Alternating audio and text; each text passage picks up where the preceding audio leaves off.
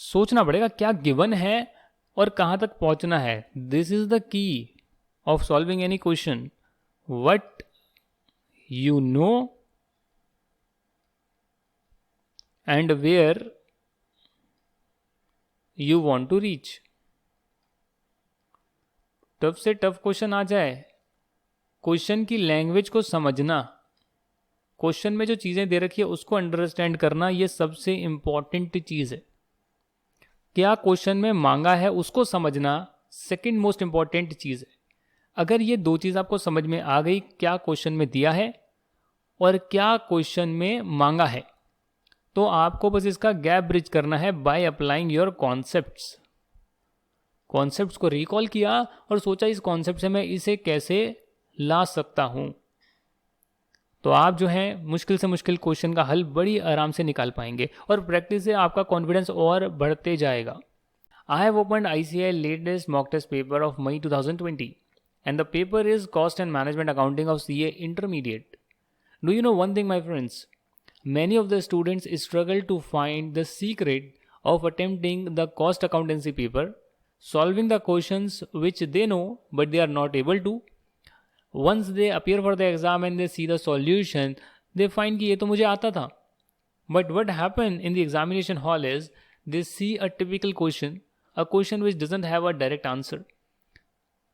You see figures, you see numbers, you see what you need to find out, you know the concepts, but still students are unable to apply the concepts. Now this session, this master class is specifically for those students जिनके concepts हो चुके हैं, questions हो चुके हैं study material के, but still they are facing difficulty in solving the examination type questions, RTP questions, maybe past year questions, when they do it without looking at the answer. How to start? That is the most important part. तो आज का जो video है उसमें आपको मिलेगी चाबी, ऐसा सीक्रेट जिसके बाद आप सभी क्वेश्चंस कर सकते हैं. वैसे तो मैं बहुत सारे क्वेश्चंस आपको कराऊंगा और उस तरीके से कराऊंगा जैसे कि मैं एक स्टूडेंट हूँ और मुझे इसका सॉल्यूशन नहीं मालूम है, अब मैं दिमाग लगा रहा हूँ इसमें क्या होना चाहिए. तो उस एंगल से मैं आपको काफ़ी सारे क्वेश्चंस कराते रहूँगा और हर क्वेश्चन में मैं सीक्रेट को रिवील बार बार करते रहूँगा, ताकि जब आप भी ऐसे करने लगें और ऐसे कुछ क्वेश्चंस को कर ले 5-10 क्वेश्चंस, तो आप ऑलमोस्ट 90% जो है सही सॉल्यूशन की तरफ बढ़ जाएं और बाकी आपकी प्रैक्टिस है. फॉर एग्जांपल मैंने यहाँ पर पहला क्वेश्चन ओपन करा है और ये है आपका पार्ट A, B और C, जिसका हम पार्ट A आज डिस्कस कर रहे हैं. A company gives the following information. अब जब भी हम पढ़ें तो हमें समझना है कि अच्छा ठीक है, कुछ इन्फॉर्मेशन गिवन है, उस इन्फॉर्मेशन को समझना बहुत ज़रूरी है before we start attempting the question. ये कहते हैं मार्जिन ऑफ सेफ्टी जो है वो 7,50,000 है. Margin of safety is 7,50,000. Unless and until I know the meaning of margin of safety, I can not attempt this question. तो यानी कि आपको सबसे पहले आइडेंटिफाई तो करना ही है ये कौन से चैप्टर से आया है, जो कि मेरे हिसाब से मार्जिनल कॉस्टिंग से आया है.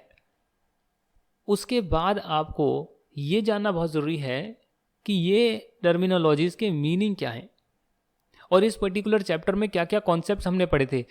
तो जैसे ही आप पढ़ना स्टार्ट करें क्वेश्चन को, आपको सबसे पहले ये आइडेंटिफाई करना है कि ये कौन से चैप्टर से आया है और उसके बाद आपको उस चैप्टर के कॉन्सेप्ट्स को आंख बंद करके 2 मिनट में रिकॉल कर लेना है.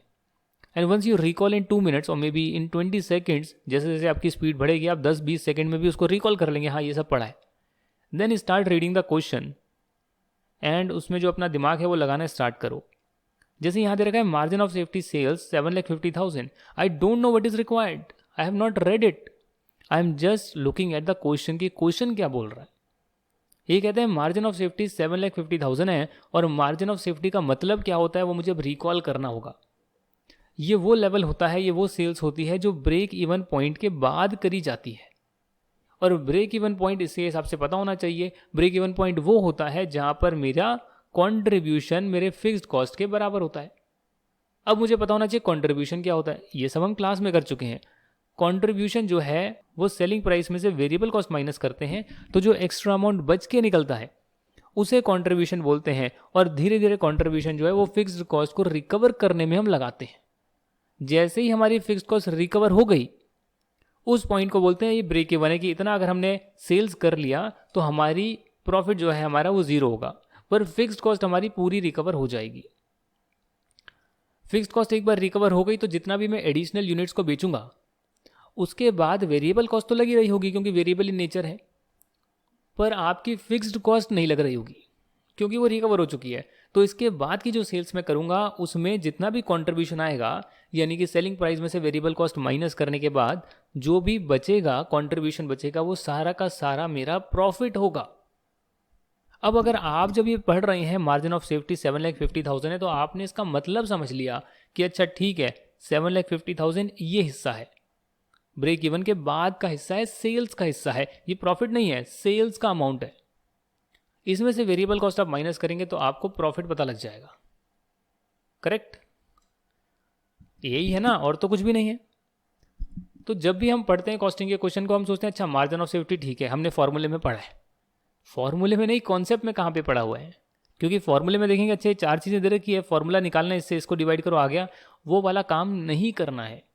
ऐसे आपके 2-4 क्वेश्चन हो जाएंगे पर सारे नहीं हो पाएंगे, और सारे क्वेश्चंस करने के लिए आपको फॉर्मूला बनाना आना चाहिए, उसको समझ के होना चाहिए कि हाँ आता है।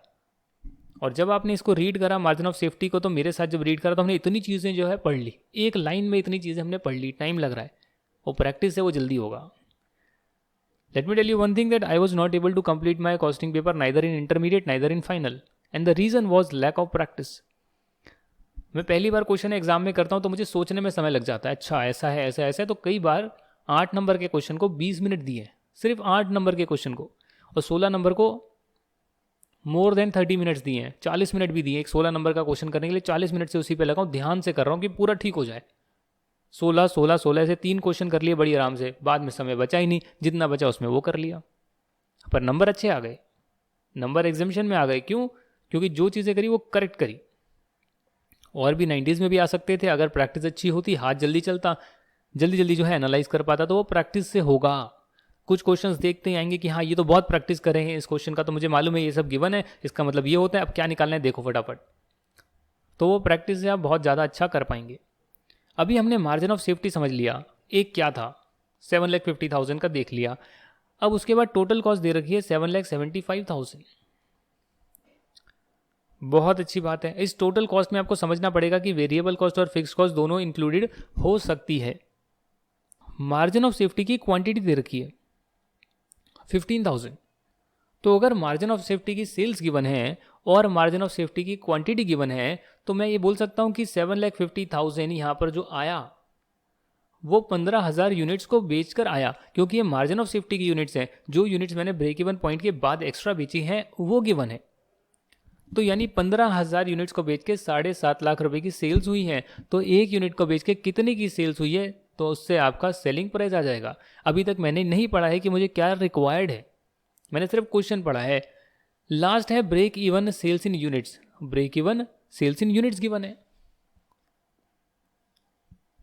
अब यहां तक की बात समझ में आ गई, तो ये पूछते हैं सेलिंग प्राइस पर यूनिट निकालिए।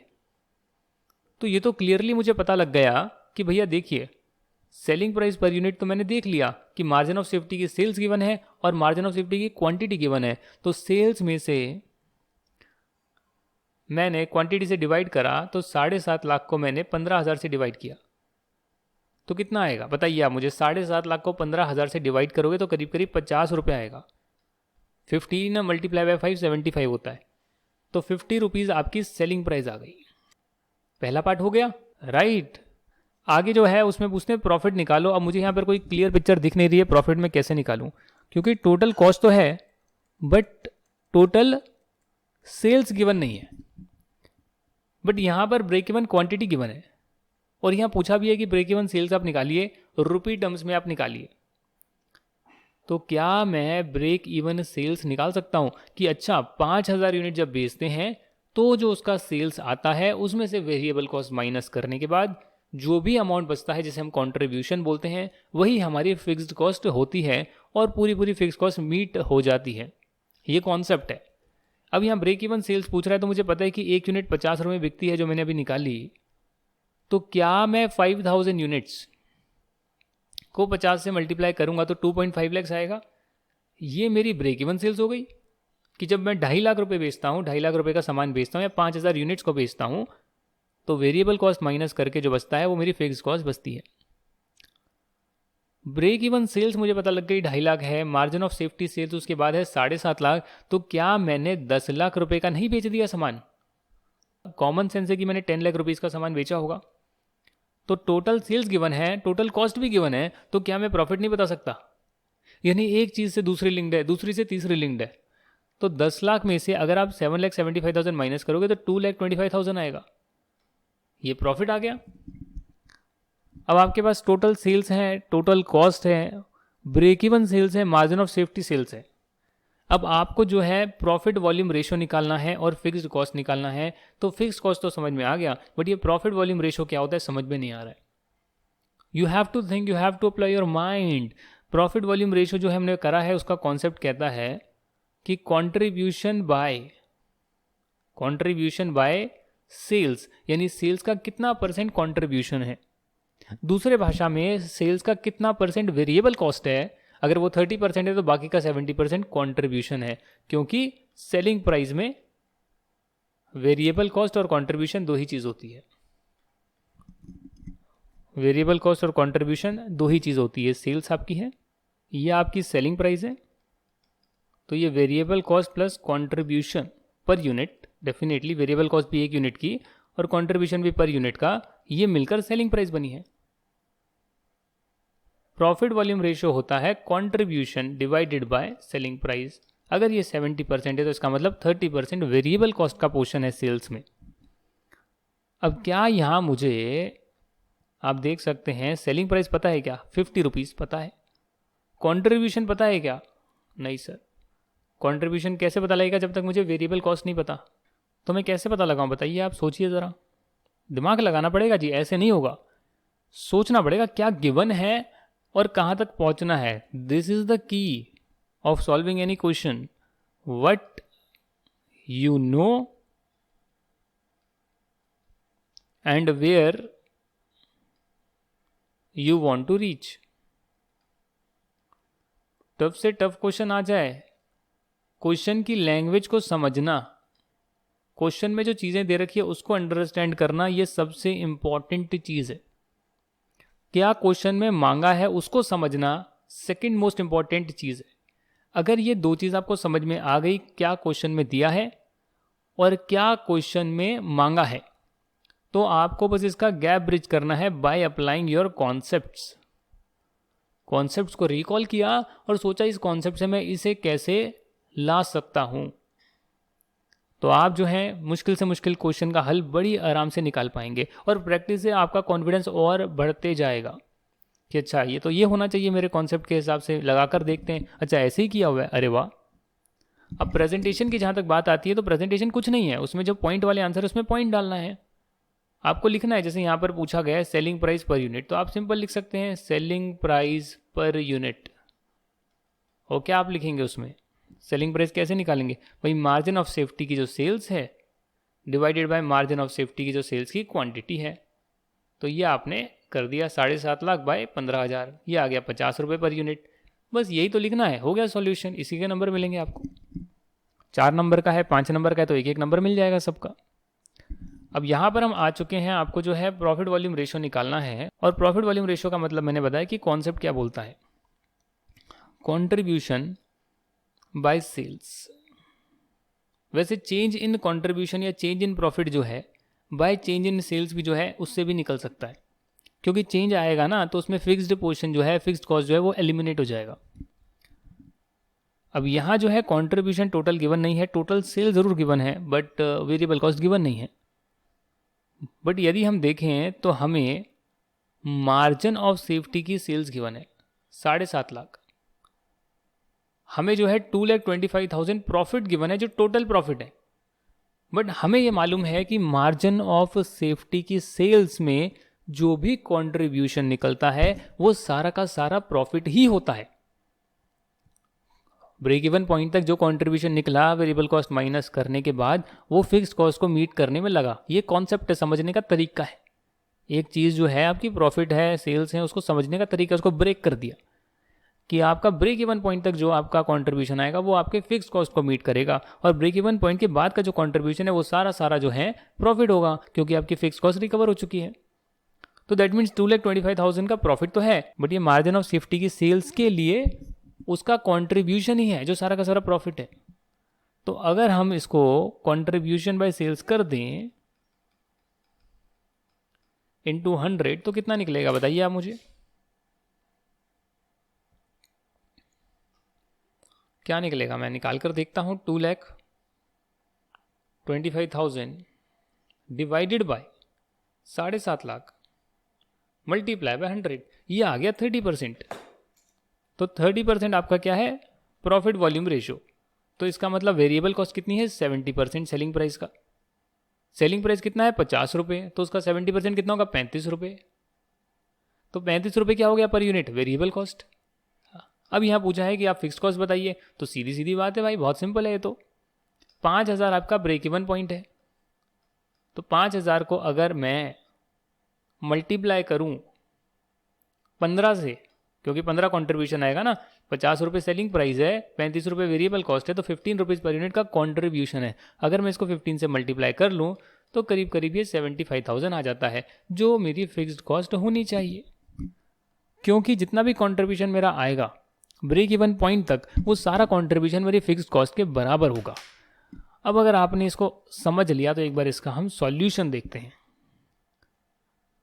सेलिंग प्राइस पर यूनिट 50 रुपये है, प्रॉफिट जो है 2,25,000 है, पीवी रेशियो जो है 30% है, ब्रेक इवन सेल्स जो है वो 2.5 लाख रुपये है, फिक्स कॉस्ट जो है वो 75,000 है। अरे ये तो सारे के सारे हमारे क्वेश्चन के आंसर सही हो गए, सारे सही हो गए। हमने क्या किया? हमने कुछ नहीं किया, हमने तो सिंपल सा जो कॉन्सेप्ट पढ़ा हुआ है 4-5 लाइनों का, 2 पेजों का कॉन्सेप्ट पढ़ा हुआ है, उसी को लगाया और आपके मॉक टेस्ट पेपर का पहला ही क्वेश्चन वो हमने सॉल्व कर लिया।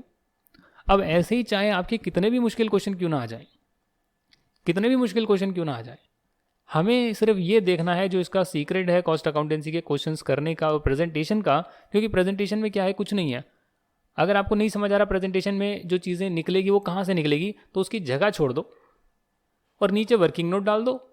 और वर्किंग नोट में आप जो है छोटी छोटी अपनी कैलकुलेशंस कर लो। पॉइंट 1 अच्छा ये तो निकल सकता है, ये निकाल लेते हैं, ये निकल सकता है, ये निकाल लेते हैं, वो चीज़ें आप निकाल लो जो क्वेश्चन के पार्ट्स के बने। तो मतलब अगर पूरा क्वेश्चन एक साथ नहीं हो रहा है पर समझ में आपको आ गया है, तो उसके छोटे छोटे पार्ट्स को वर्किंग नोट्स में कर लो। अब जो है फिर क्वेश्चन को एक बार और देखो, अच्छा ये मांगा गया, अब इतनी चीज़ें तो हमारी निकल गई है, अब एक बार जो है इसको पूरा हम प्रेजेंट कर देते हैं। क्योंकि डायरेक्टली आप जब करने की कोशिश करोगे तो उसके आपके पार्ट्स बने ही नहीं है, वो आप कैसे निकालोगे? अच्छा ये निकालना है, कैसे निकालना है, भूल जाओगे। तो आप ये सोचो क्या गिवन है, क्या निकल सकता है, वर्किंग नोट में उसको निकालिए और उसके बाद सोचिए अच्छा ये मांगा है, इतना तो निकल गया, बस यही करना है, और आप उसे प्रेजेंट करके अपना पूरा आंसर कर सकते हैं। और प्रेजेंटेशन सिंपल है, आपको टाइटल डालना है, अमाउंट लिखनी है, पर्टिकुलर्स लिखने हैं बस, और बाकी सारा का सारा वही करना है जो मांगा है। And always focus on what you know and where you want to go. Just you have to bridge the gap by applying your concepts. और पहले आप इसमें ट्राई करें, भले आपको एक क्वेश्चन में, जैसे मान लेते हैं एक क्वेश्चन आ रहा है नेक्स्ट वाला, अब इस क्वेश्चन में आपको वेरिएंस निकालने हैं, ये स्टैंडर्ड कॉस्टिंग का क्वेश्चन है। तो आपसे यहाँ जो मांगा है efficiency variance, capacity variance, calendar variance, volume variance, expenditure variance, जब तक आपको पता नहीं होंगे कि ये वेरिएंसेस होते क्या हैं, तब तक तो आप इस क्वेश्चन को नहीं कर सकते हो, ये फैक्ट है। आपने रटा हुआ है, अब रट के कर लेंगे, कुछ भी थोड़ा सा इधर उधर हो गया पूरा गलत हो जाएगा। कॉन्सेप्ट पता है क्या होता है तो आप जो है उसको लिख लें, अपने आंसर शीट में ही लिख लें, वर्किंग नोट्स में, कि अच्छा एफिशिएंसी वेरिएंस ये होता है, कैपेसिटी वेरिएंस ये होता है। आपको याद है, समझा हुआ है, आपने फॉर्मूला भी पता है, आपको दोनों चीज़ें पता है, फॉर्मूला समझा हुआ है, तो आपने वो सब लिख दिया। अब फिर आपने देखा मेरे को क्या क्वेश्चन में गिवन है और क्या मुझे चाहिए इस अपने फॉर्मूले के लिए, वहाँ तक कैसे पहुँचा जा सकता है। टाइम लगाया आपने, अभी टाइम लगाया, एग्जाम में नहीं, अभी लगाया। तो जैसे आप टाइम लगाएंगे, भले आपको आधा घंटा लग जाए सोचने में कि कैसे निकलेगा, बट आपने अप्लाई किया दिमाग, और वो दिमाग अप्लाई करने के बाद मान लेते हैं आपको 5 में से जो है 3 क्वेश्चन हो गए, 3 पार्ट्स हो गए, 2 में आप अटक गए, तो आप फिर चेक करें ये मेरी कहाँ गलती हो गई, मैं 2 में कैसे अटक गया। वो आपको सॉल्यूशन से पता लग जाएगा, समझ आए तो ठीक है, नहीं तो मैं तो कराऊंगा ही।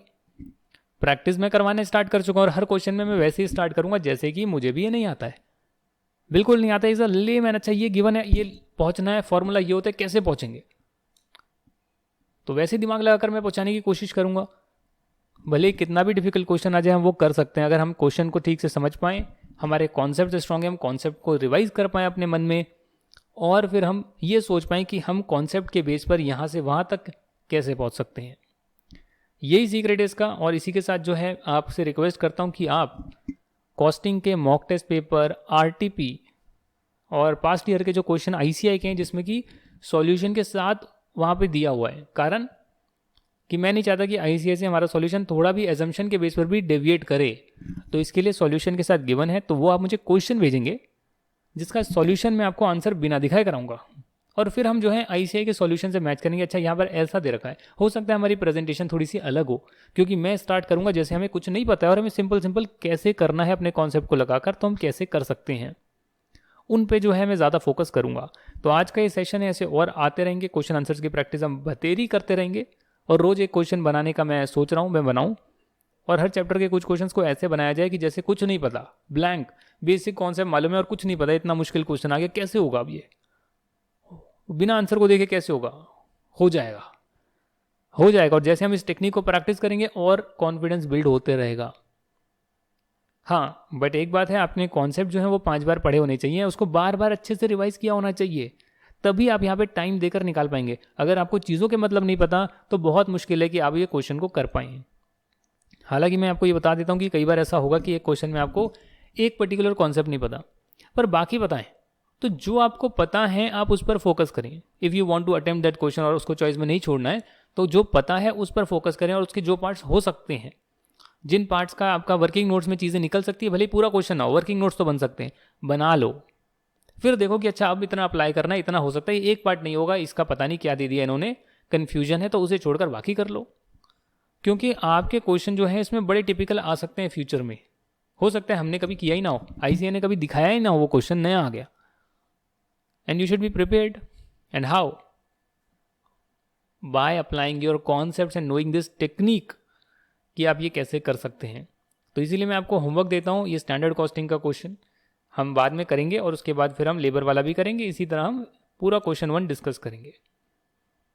जैसे जैसे आगे बढ़ेंगे डिफिकल्टी बढ़ेगी। इस मॉक टेस्ट पेपर को मैं पूरा सॉल्व कराऊंगा धीरे धीरे, एक एक क्वेश्चन करके, एक एक पार्ट करके, और आप भी जो है खुद से इसे ट्राई करेंगे। और एक भी हमने अगर मॉक टेस्ट पूरा कर लिया तो बहुत ज़्यादा कॉन्फिडेंस आपका बिल्ड हो जाएगा। Thank you for watching this video. I wish you all the best. जय हिंद एंड बाय बाय।